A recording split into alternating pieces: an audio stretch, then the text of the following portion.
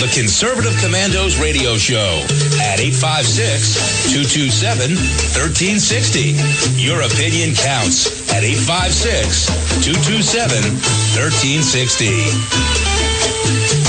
This is Congressman Alan West, and you're listening to the Conservative Commando Radio Show. Welcome back, everybody. Welcome back to the Conservative Commandos Radio Show with Sharron Angle and Rick Trader. And a program note, if you'd like to hear a rebroadcast of today's show at 10:10 this evening, that's Eastern Time, log on to patriotsride.org. That's patriotsride.org.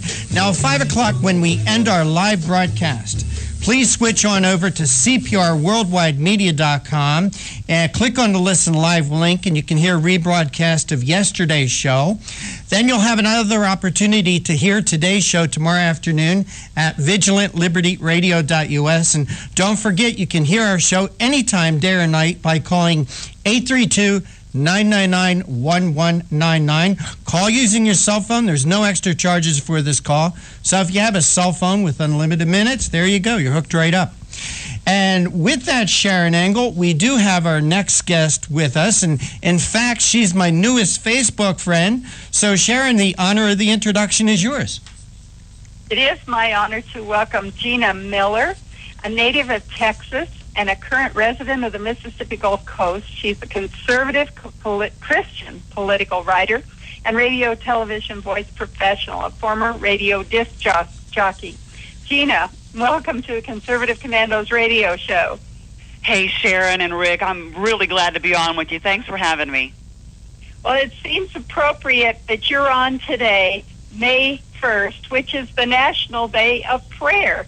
And it's going to be celebrated across the nation with prayers for our country. Of course, we know that's the true healing is going to come when we, the people of God, actually get on our knees and ask for Him to heal our land after we've confessed our sins. But it seems like we're right in the middle of one more of these debacles that's going to attack the people. And you have written an article saying that the Dems propose trolling the media web for hate speech. Tell us about that. Right, Sharron. It's a new bill that's in both houses of Congress, and it's called the Hate Crimes Reporting Act of 2014. There's a version in the House and Senate, sponsored in the Senate by Democrat Ed Markey of Massachusetts and Hakeem Jeffries of New York in the House. And the bills are currently both in committee. And what they are in a nutshell is they're calling for the creation of a report that's put together by the Justice Department, the Department of Civil Rights, and others to go and look through all the media, the internet, the television broadcasting, the radio broadcasts, and even the mobile excuse me, I've lost my place here, but they're going to be trolling for what they would consider to be hate speech. Although they don't call it hate speech in the bill, they call it something that could incite violence or hate crimes. And that's what they're going to be looking for. They also call for, once the report is compiled, which, where are they going to be looking for all this information? We don't know. It doesn't say. But they also want recommendations in dealing with it. And that is the truly scary part of this, is what determines hate speech, who's going to decide what it is, and what sort of recommendations are they expecting, if not some sort of curbing of this so-called hate speech. It was commercial mobile devices, commercial mobile services. That's what made me wonder if they were going to troll cell phones even. Well, and that was what I was going to ask you to. Let's go back one step here. When you're talking about media, we use social media all the time, don't we? Facebook, Twitter, LinkedIn. I mean, there's just so many of these, YouTube, and also our cell phones. So what's to keep this bill, from allowing that to be open as well? I mean, we've just gone through a huge revelation, I guess, of the NSA, that they're spying on citizens. So now we're going to make that legal? Is that what this bill is about? Right, that's the question. And when they say, broadly, the Internet, that's how they put it. The Internet, what are they going to be examining? As you pointed out, Facebook postings, private email accounts, cell phones and radio. Would that be callers to talk shows? What is it? The bill is a very short bill. It's only a page long, and they do not define hate speech in it. And, we've been warning for a long time now that the hate crimes legislation that's already on the books would ultimately lead to silencing of so-called hate speech. It's inevitable, even though the left will deny it and laugh at you and mock you for making such a claim. But it's the only logical progression, because the socialist, communist regimes throughout history, throughout the world, they always silence free speech because they have to. This brings up just the most timely question. We've just had an incidence of what people might call hate speech with the owner of the Clippers saying some really stupid things and very disgusting things. But the hammer has gone down really hard on a private conversation that was released through a social media outlet. So does that open us all up to some kind of prosecution or persecution? Well, how does this relate to what's just happened in the news? Sharron, I'm glad you brought that up, because you saw the reaction across the board, left and right. It was like a feeding frenzy with Mr. Sterling. And yes, what he said was grotesque and whatever. But that's his problem. But because of it, he lost his whole shirt, so to speak. I mean, this is just really over the top in a free society, that our fundamental God-given right to free speech under such an assault as this, to where he would be railroaded out of his business, his livelihood, over something he said, over opinions that he holds. It is outrageous. And yes, in answer to your question, absolutely this goes to that. And the over-the-top reaction by both the left and the right to what this man said, and the result of it with the NBA commissioner coming out like the Gestapo after him, it really disturbed me.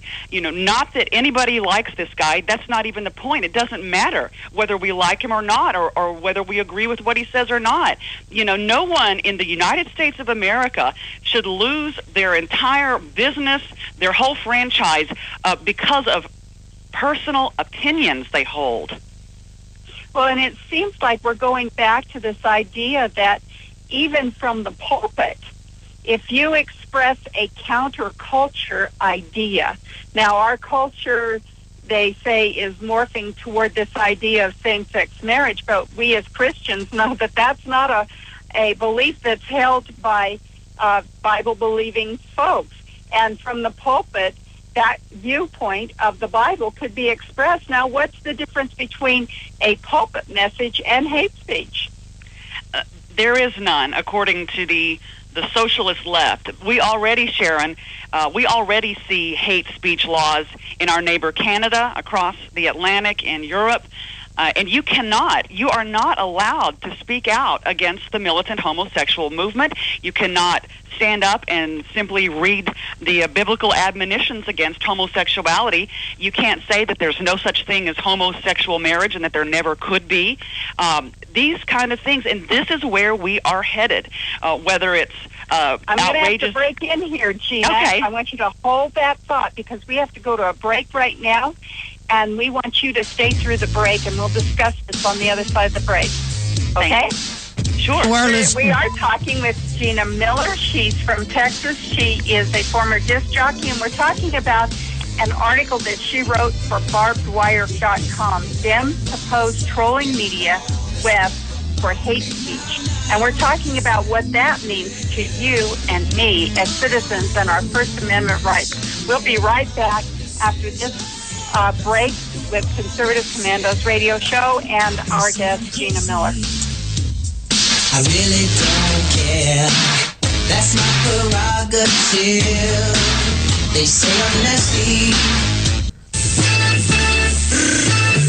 You can the Conservative Commandos radio show at 856-227-1360. Your opinion counts at 856-227-1360. This is Congressman Alan West, and you're listening to the Conservative Commando Radio Show. Welcome back to the Conservative Commandos Radio Show with Sharron Engel and Rick Trader. And if you'd like to hear a rebroadcast of today's show at 10:10 this evening, please log on to patriotsride.org. That's patriotsride.org. And for a rebroadcast of yesterday's show at 5 p.m. when we end our live broadcast, please log on to cprworldwidemedia.com. And you can also hear today's show tomorrow afternoon at vigilantlibertyradio.us. And don't forget, you can hear our show anytime, day or night, by calling 832-999-1199. And our guest this segment is Gina Miller, native of Texas, currently living on the Mississippi Gulf Coast. And we've asked Gina to join us today to discuss her article that's appearing on barbedwire.com. Dems propose trolling media web for hate speech. Hey, Gina, before we get back into talking about your article, I understand that you were just at one of the rallies with Scotty Nell Hughes with the Tea Party Express. That's right, Rick. I had tuned into your show a little bit early, and I heard Scotty Nell on with you and Sharron, and I was astonished. I said, I just saw her last week.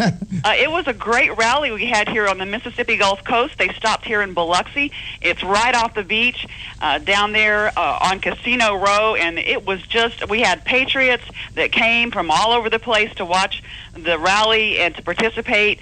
Scotty Nell was wonderful. Gina Loudon was there as well. And, of course, it was a stop. Since it's in Mississippi, they were there to support State Senator Chris McDaniel in his run against the establishment old warhorse Thad Cochran, who we are really hoping to retire this June. Old warhorse, ridden hard and put away wet. He needs to be put away.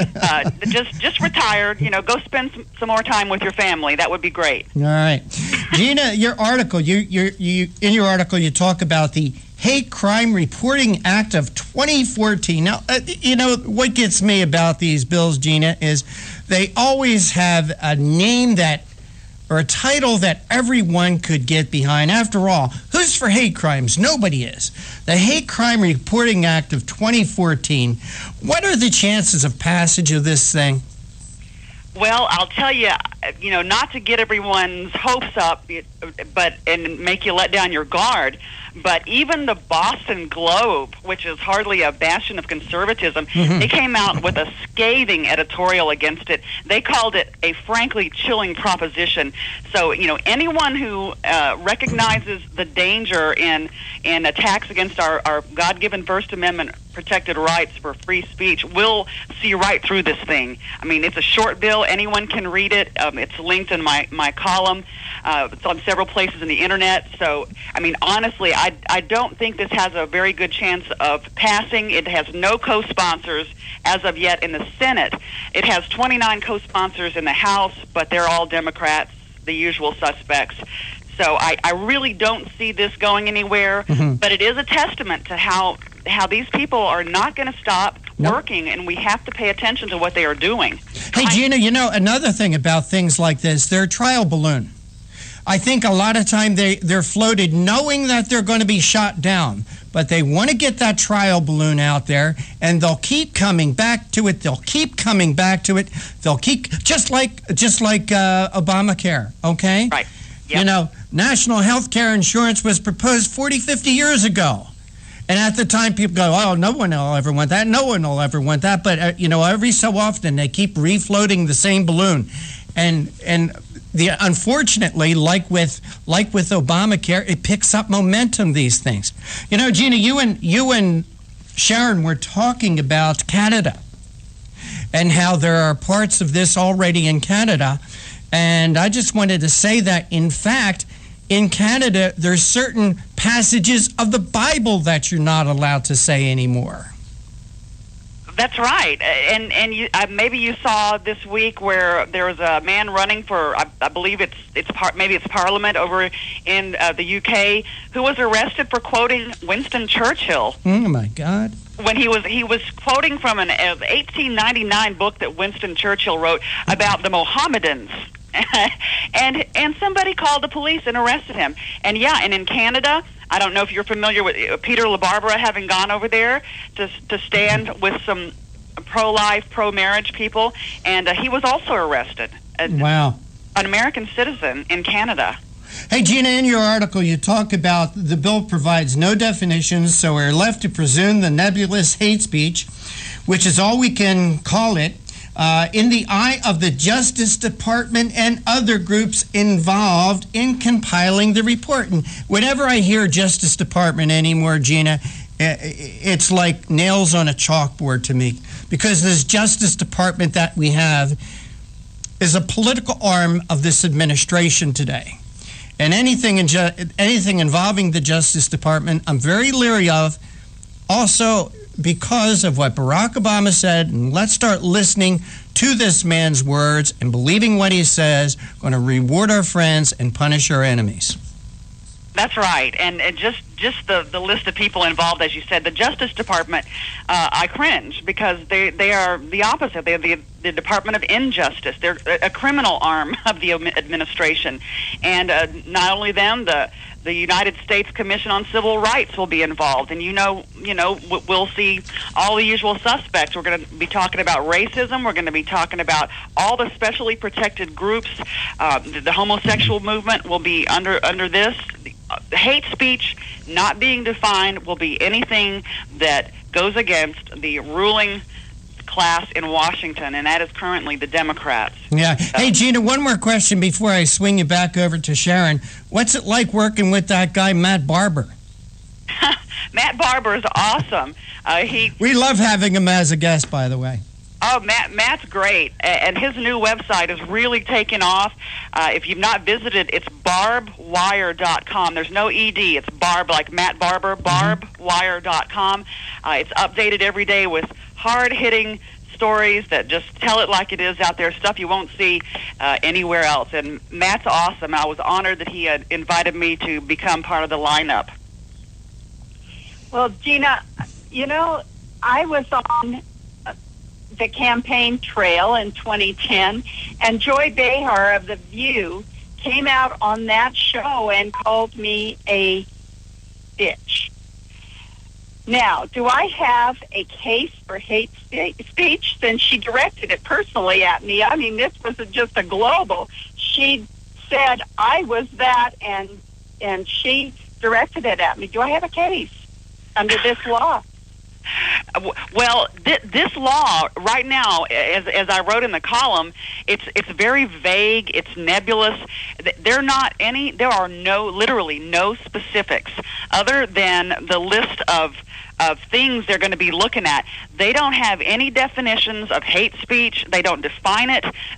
All they say is something that might cause violence or hate crimes.